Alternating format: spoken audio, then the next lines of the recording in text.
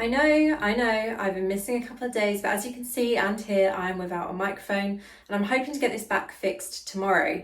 But for now, we have new patch notes that have landed and a major update coming on Thursday, so let's take a look.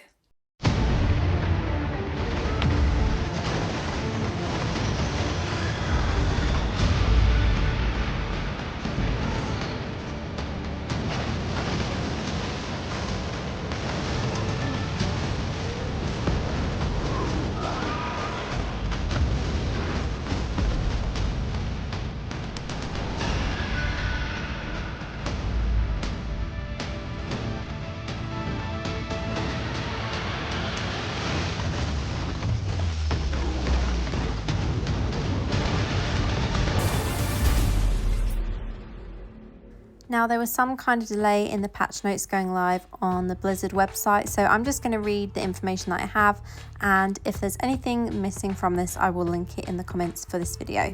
For now, I'm just going to show you some gameplay from today of just wandering around maps and doing a couple of tasks. Enjoy. Come to Charvel's aid in our next major update. Tensions run high in Charvel as clashes between its people deepen wounds inflicted on the very land. As desperation mounts, the citizens of High Fork, a town in the Charvel Wilds, seek aid wherever it may present itself, even if that same aid may be their undoing. Our 12th major update, Prince of Freedom, will release on June 19th. Get acquainted with some of the coming features alongside the next chapter in the Epoch of Madness storylines, such as party duels, new Helliquary bosses, ancient legendary items, and more.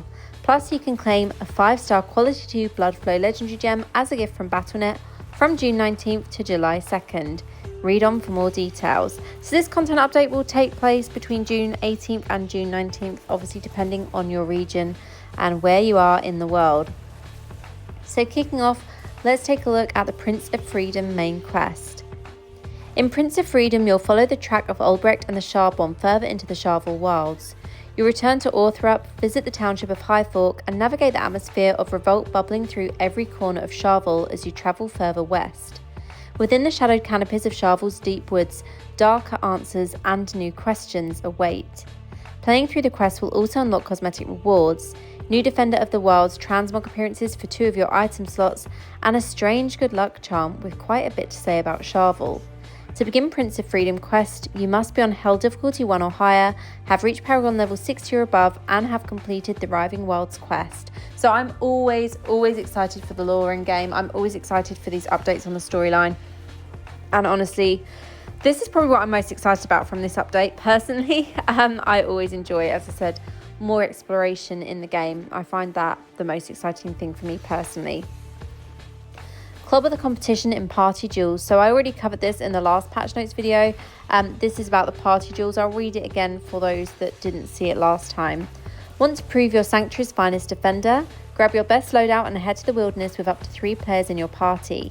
Using the new Party Duels PvP feature, you can initiate a duel with another team of up to 4 players. To get the fight started, click or tap on another player and select the challenge button. Once your invitation has been accepted, a warm-up phase will be initiated and the brawl begins. To the winner goes the spoils, which in this case are commemorative badges of your triumphant victory. All players can initiate a party duel, and any monsters in the vicinity of your duel will be excluded from the conflict. Party duels were created as a flexible, barrier-free PvP offering that can be engaged with on your terms. We look forward to seeing how you use this new way of playing. So I'm quite interested to see this. I probably will test it out. I think this could be really fun with warbands, so splitting your warbands into 2 teams and fighting against each other. However, I do feel that this could potentially lead to some toxicity between certain players, certain clans. I guess we'll have to see. I know that some servers have a lot more drama than others, so it could be interesting if you're on one of those ones. Dare to challenge the Bloom Hollow. The Bloom Hollow Helliquary bosses hunger for adventurers foolish enough to oppose them. These avatars of nature's rot and decay, fey monstrosities awakened by the turmoil in Charvel, threaten to consume anyone who dares tread upon their forested domain. With the Bloom Hollow's appearance comes a new server Paragon level of 900 and 3 new difficulty levels, Inferno 7, 8 and 9. To unlock Inferno difficulty 7, you must defeat Desobre Sovereign Shade. So I'm not going to read through these bosses again because, again, I covered this in the last patch notes. That's just a bit of a refresher. We also have the ancient legendary items. Again, I did cover this in the previous patch notes, but I'll read through this again. So, powerful armor thought to exist only in tales told to fledgling warriors has been exhumed from the depths of Sanctuary. 5 ancient legendary helmets, each containing 4 attributes and 4 affixes, can be earned as a drop or crafted at the blacksmith in Inferno difficulty 7 and higher. All affixes on ancient legendary items are predetermined, with one new affix being unique to each item. We'll have more information about which affixes can be found on these helmets in future article. Ancient legendary items can be acquired as dropped from the following activities: Helliquary Gauntlet, Vanguard, Terrorists, Oblivion Pillars, and Hellslayer Bounties. I assumed this would have an update in the patch notes, but obviously not yet. Yeah, there's not really any information on that yet, so I guess we'll have to see. Set Hunter event. Acquiring that missing set item to finish your build just got easier. Before beginning your next dungeon run, select the set you wish to target on the events menu or using the option at the bottom left corner of the dungeon menu, then start your run as normal. If you did not receive an item from your selected set as a reward, then you'll have an increased chance to receive it during your next dungeon run. Here's how the drop chances increase each time you do not receive an item from your targeted set. Run 1, 22% increased chance on your next run. Run 2, 33. Run 3, 50. Run 4, 100% increased chance on your next run. Dungeons will continue to only drop set items they're able to reward. For more information about which set items drop from each dungeon, visit the Codex. This event will be active from June 19th until August 25th, 3 AM server time, so it's quite a long event, that one. And that again was in the last patch notes, but I'm interested to test that out and see what it's like in game. Again, I'll cover that in a separate video. Freedom of the Wilds event. Attune your ear to nature's whisper, heed its lesson, let the forest be your guide, and it will lead you towards true freedom. From July 2nd to 30th at 3 AM server time, play certain events to earn points that can be exchanged for rewards, such as 2 Telluric Pearls, legendary items, set items, and more. Here's a list of eligible events. Survivor's Bane, July 2nd to July 9th, Trial of the Hordes, July 9th to July 16th, Conqueror, July 16th to July 23rd, and Wild Brawl, July 23rd to July 30th. So that will be replacing the current event in game, which is obviously what has replaced the previous event centre. Darkened Liberation event. From June 19th at 3 AM until July 3rd at 3 AM server time, complete tasks to earn champions commendations and exchange them for rewards such as Telluric Pearl, legendary items, legendary crest, and more. If you're unsure of where to get cracking in this major update, the Darkened Liberation event is a good start. We also have the 3 new legendary gems, which I've obviously covered already. There's a little bit more information on these. I'll cover them properly when they're actually in game, but that information is obviously in the patch notes. We'll also have modify your gem drop table back, so that will be back from June 19th at 3 AM until July 30th at 3 AM server time. You'll have the option to enable a modified drop table for your legendary crests when running Elder Rifts. Once enabled, whenever you receive a 5-star legendary gem as a drop, there's a 50% chance it will be Blood Floe. Before you begin to track down Albrecht in Charvel Wilds, make a stop by Winton's Grand Market to test the new Blood Floe 5-star legendary gem at no cost. This is a one-time trial of the gem that won't raise your combat rating or resonance and can't be used in competitive activities. Using this trial will provide you with the rank 10 version of Blood Floe for 1 hour. This trial is active from June 19th at 3 AM till July 30th at 3 AM server time. So with that gem trial on the new Blood Floe, you could use that before entering the story quest, which is what it obviously mentions there. Might be a good suggestion, a good way of testing it out and obviously giving you the benefits of a rank 10 legendary gem. 5-star Blood Floe legendary gem gift. From June 19th to July 2nd, claim a 5-star quality 2 Blood Floe legendary gem as a gift from Battle.net. To obtain this legendary gem, you must be level 30 or above and link your Diablo Immortal and Battle.net accounts. For more information on how to link your accounts, visit here. Only 1 gift may be claimed per account. So that link is inside the article. I'll link the article in the caption for this video. Deathly Wisdom Phantom Market. It brings peace to war and calm to clamour, yet the meek and savage fear is in it. I cannot talk. Let's start that again. Deathly Wisdom Phantom Market. It brings peace to war and calm to clamour, yet the meek and savage fear it in exactly the same way. From June 26th 3 AM to July 22nd 3 AM server time, cloak your adventure in the new Phantom Market cosmetic.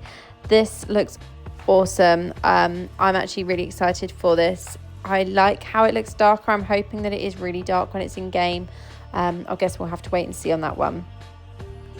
So we have some returning events. We've got Alley of Blood, June 20th to June 23rd, Rising Damnation, June 21st to June 28th, and Hungering Moon, June 28th to July 5th. New legendary items, Paragon skills and set items. As always, I'm just going to go through the wizard items here. So let me scroll and find this. So Crown of the Frozen Tears Helm. Scorch now holds multiple frigid spheres of ice at an enemy, and if they hit a frozen enemy, the spheres shatter, dealing additional damage to nearby enemies. Napu's Raiment. Frostfield now conjures a blizzard that follows enemies, continuously damaging and chilling those caught within the storm. Enemies that remain within the storm for too long will become frozen. So that one seems quite interesting for Frostfield. Torchbearer's Prode Shoulders. Scorch now increases your movement speed by 30% for 2 seconds after hitting an enemy. Windscarred Nomad Pants. Frostfield range is increased by 20%. Chisel of the Architect main hand.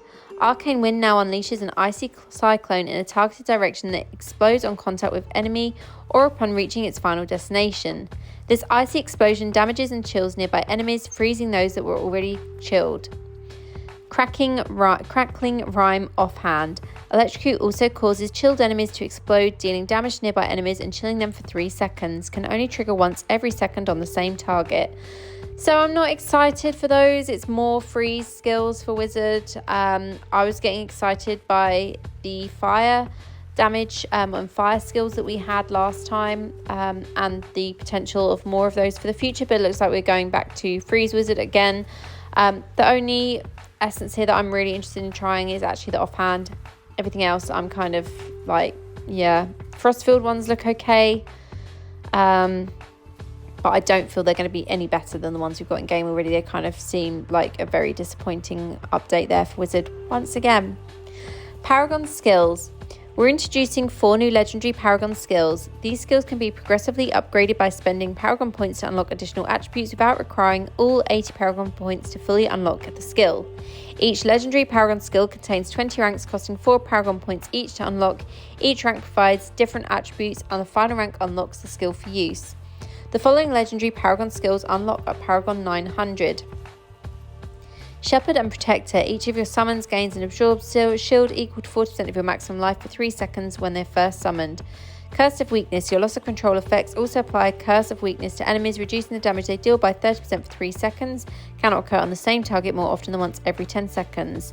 Soul Harvester. Harvest the soul of fallen foes, granting you an absorbed shield equal to 10% of your maximum life for 3 seconds. Cannot occur more often than once every 10 seconds. The shield's effectiveness is tripled when harvesting the soul of a player.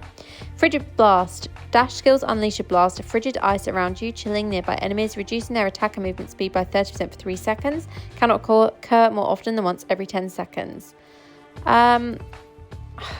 They look like they're kind of aimed at Necromancer. I don't know. They feel very Necromancer-ish vibes from those new Paragon legendary skills. So it'll be interesting to see those, especially the Shepherd and Protector one. That's just going to make the Necromancers even stronger in PvP, which is insane to me because they're already super OP. But there we go.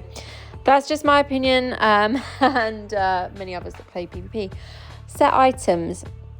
A new set focus on shock has been discovered in Sanctuary, Skybreaker's Bolt. You must run dungeons in Inferno difficulty 7 or higher to obtain the items from this set. 2-piece bonus, dealing damage unleashes a lightning blast at an enemy's location that shocks all nearby enemies, dealing continuous damage. Cannot occur more often than once every 6 seconds. 4-piece bonus, when near shocked enemies, you automatically release a chain lightning at them, dealing damage. Up to 4 chain lightnings can trigger at once, and this cannot occur more often than once every 6 seconds. 6-piece bonus, lightning blasts now also surround you in an electric field that shocks enemies, continually dealing damage every second to those who remain in the field. While empowered, your attacks also unleash chain lightning that damages enemies, cannot occur more often than once every second. Electric field cannot occur more often than once every 40 seconds. This could be really strong for Wizard with the shock builds, especially if you use this alongside the shock build that I shared recently. I think that would work really, really nice. So these are the dungeons that you can get the set items for this. I Cabin of Echoes for the gloves, Destruction's End for the boots, Temple of Namari for the belt, Pit of Anguish for amulet, Silent Monastery for rings, and crafted at the blacksmith would be the bracelets. Feature updates, PC key shortcuts. Added an auto-run key that causes your character to automatically follow the position of your mouse cursor, default key. Added new setting that allows you to click on your skills to cast them. This setting is not enabled by default. You can now bind actions to side mouse buttons. Currently, only up to 2 side mouse buttons were supported, but we will be looking at supporting additional side mouse buttons in the future. You can now press spacebar to skip cutscenes. I would have thought that was already in place, but obviously not. I'm not a PC player, so I wasn't aware that wasn't in place already. Portal interruption. Ever been caught off guard digging through your map to set up a portal only to be stopped by a small spider? We've improved the portal experience by reducing interruptions that cancel the action of summoning a portal in the wilderness. This is something that myself and other creators actually asked for, so I'm glad to see that is in place. So these changes minimize frustrating moments where players are unintentionally pulled into combat. Our goal is to make transversal feel smoother and more respectful of your intent. There will still be interruption rules for PvP and other events. Storm Point Keep. An additional waypoint was added to Storm Point Keep near the southern ramparts between the existing Storm Point's battlements and the Barbican Traverse waypoint, so that's really good there. Hero's Journey will reset on June 19th. The first 4 chapters of the next Hero's Journey will be available for you to complete with the quill and parchment frame as your reward. Challenge Rift. Challenge Rift Season 13 runs from June 19th until August 25th, increasing the maximum floor level to 550 while also lowering the requirements for 481 to 500. Adventurers Chronicle. We've added 10 new tales for the Adventurers Chronicles scattered throughout Sanctuary. Most can be added to your chronicle simply by locating them in the wilderness, but one will only be found through unconventional means. So that's a bit ambiguous. I'm quite interested in that. Cycle of Strife Burning Cloaks. 2 new Burning Cloaks are available for worthy immortals to snatch up. Burning Cloak of the Boundless, earned by spending 63 weeks as an immortal with at least 8 blessed reigns. That is a long time. Burning Cloak of the Immortal, earned by spending 98 weeks as an immortal with at least 11 blessed reigns. So that's basically 2 years. 2 years of being an immortal. That's insane. I'm sure people that are in clans that are consistently immortal will be really happy with that, but that's a really long amount of time. Yeah, it'll be interesting to see those when they're in game and see what they look like. I'll definitely show that in a video, but that seems to be everything from the patch notes. So let me know what you're most excited about from this. I know a lot of people are expecting the new class to be this month. I don't think that will be till July, but I'm really looking forward to the update in the storyline. I'm looking forward to the new legendary gems. New Phantom Market looks amazing. Yeah, I'm pretty much excited for all of it, to be honest. We'll see what all of these features are like in game. Obviously, I'll make videos for everything. And yeah, that is it from me today. As I said, let me know what you're most excited about in the comments. And as always, thank you so much for watching. I do believe there may be some other bits that have been missed out from the patch notes that I've been given. And as I said, if anything is missing, I will then link it in the comments for this video so that you have all the patch notes to hand with any bits that may be missing. There was some delay with it. I'm not entirely sure why, but yeah, this was the best I could do with the information I was given. As always, thank you for watching. Have a great day.